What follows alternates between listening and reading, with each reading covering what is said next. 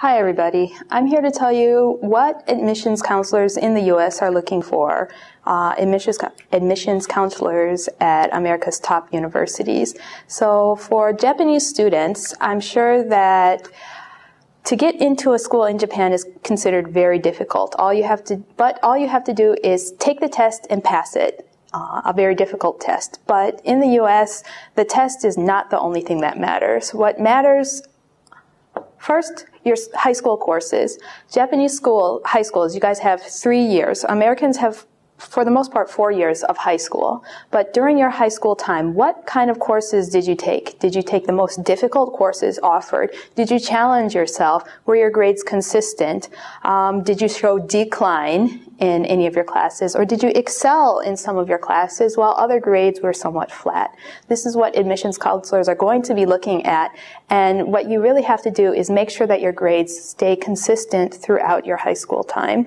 If you start high but end on a low, they're going to see that and think, maybe this person's not ready for our university, and they're probably going to pass on you unless there's some compelling reason to keep you with the new incoming class. On the other hand, if your grades start off low but end high, then you can show that you've tried really hard and succeeded or something or the other. Basically, you just want to keep your grades as high as possible. Don't try to take courses that are over your level. It doesn't look good to fail a course, of course. So what you want to do is try whatever difficult courses are within your grasp, that are within your range, and try to get the highest grade on them as you possibly can. Next are your extracurricular activities. You really should be taking some kind of extracurricular activities. In the U.S., this would be volunteering, club activities, or a part-time job, for example. I know that Japanese students don't or cannot, many of you cannot work at a part-time job, but that doesn't mean that you have no chance for extracurricular activities. It actually means that you have other areas where you can try to excel. For example, did you volunteer at old folks' home, maybe singing or doing origami with old people? That counts as volunteer work. Another example would be maybe helping elementary or middle school kids with their English, math, science, whatever homework, or even maybe starting a cleanup committee of your like-minded high school student friends, and you go around town every week or every month and pick up things. There's a lot of different ideas out there. Just think, and either you can make something yourself. Of course, you also have your school activities. School circles. So if your school offers a circle club and you are interested in it, my advice would be to stick with it for 3 years. Try and stay with it as long as you can. It shows that you're committed to something, and that's what the top universities want to see. They want to see commitment. They want to see your drive. They don't want to see you going through a whole bunch of different things unless there's a way that you can show that it's helping you become a better person somehow. With that in mind, if you're sticking with a club activity for 3 years, there's a possibility of showing leadership, which is another thing that the top universities really want to see from their incoming freshmen. Leadership. I know that many Japanese students feel very shy talking in class, but what these universities want to see is how active you were within school and outside of school. Did you find opportunities to shine? If you were a member of a club for 3 years, did you take a leadership position? Did you try to take a leadership position? Did you help out in various ways? Did your teachers look at you as someone who could lead the class, or someone who really just was quiet and sat in class and didn't do much of anything? Universities are looking for tomorrow's leaders.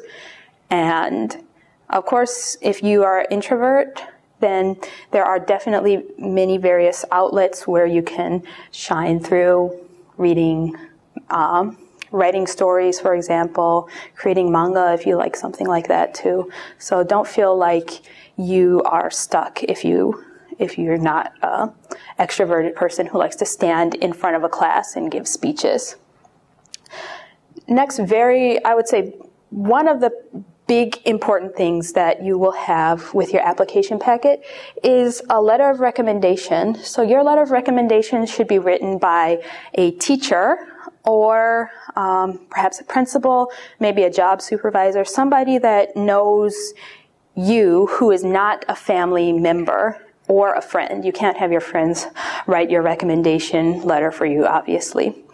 So what you will have to do is find someone who understands you as a person, who can write well about you and kind of push you up so that when the admissions officer reads the letter that an outside person has written about you, they're going to think, wow, this person is pretty interesting. We want them to come to our university. And that's where you can excel in your essay. The reason is, this is your one chance to talk one-to-one with the university. You have to show your voice. Your voice has to shine. And what that means is you don't write a boring essay. You have to find areas of your life that, big or small, that influenced you somehow, that you learned from.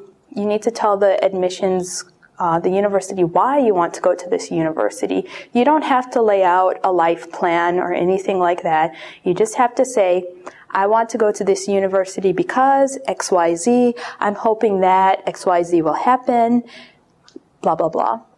One big thing is that you need to check your essay over and over and over again. You don't want to hand in an essay with spelling errors or grammar errors.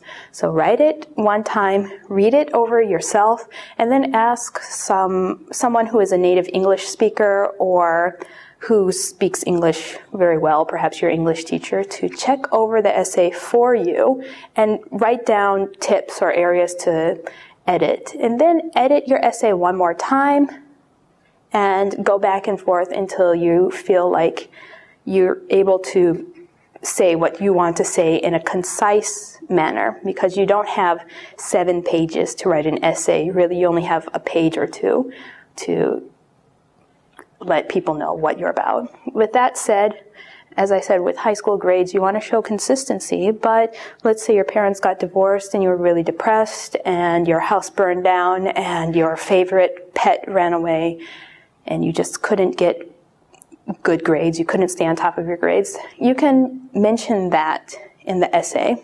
There's no problem with that at all. You want to let the admissions counselor know why your grades had some significant change or why you didn't take the most challenging classes because they were or were not offered, such and so on. Now, SAT and ACT are quite important. You really want to get as high of a score on them as possible. The SAT, the highest score you can get is 2,400 points. And with the ACT, the highest you can get is 36 points. The U.S. average for the SAT is 1,500 points. And for the ACT, it's 20 or 21 points. But for an elite university, they're looking for SAT scores of over 1,800 points, ACT scores that are over 27 points. SAT has various sections: math, reading, writing, and the ACT has English, math, reading, science, and then an optional writing section. The ACT's writing section is not optional, but for either test, you should take the writing section. It's the best thing that you should do, in my opinion. Whatever school you apply to, they'll either ask for one of these scores. I know that SAT is more popular with certain areas of the U.S. than the ACT, but you may be interested to know that many American students submit both. They take both tests. So if you have the opportunity to take both tests, I would definitely recommend that you take both. Next is many American universities have what's called rolling .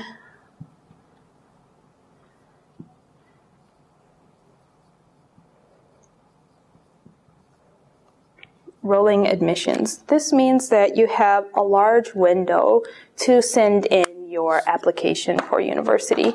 So instead of applying, the deadline is January 1st and everyone's packet comes in at January 1st, you could have as much as 6 months to prepare your admissions packet and send it in. The earlier you send it in, the better, because early admits, the people who send their packets early will get notification of their status at the university earlier. If you wait until the end, maybe any available seats or spots that they had for the incoming freshman class would be gone or severely depleted. So please keep that in mind when you are applying. Basically, America's top universities aren't looking for the student who sits at home and studies and gets top scores on the test. Anyone, if you think about it, can just sit at home, open a book, and study until they get a good score on a test. What American universities are looking for is a holistic they take a holistic approach to your application. They want to see a student who is a good student, who has good test scores, but who also does work outside of school, either volunteering, maybe you have a pet project like photography or something like that. They want to see students who can add value to the university and who won't just sit in class silently taking notes and not challenging the world around them. So my advice to you is to see what areas you can excel in, how you can excel them in those areas, and while your grades and your high school scores are, of course, very important, the essay is where you get to talk straight to the admissions counselor.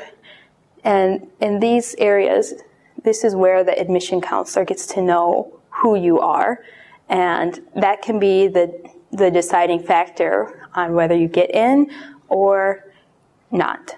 So, thank you very much, and good luck with your applications.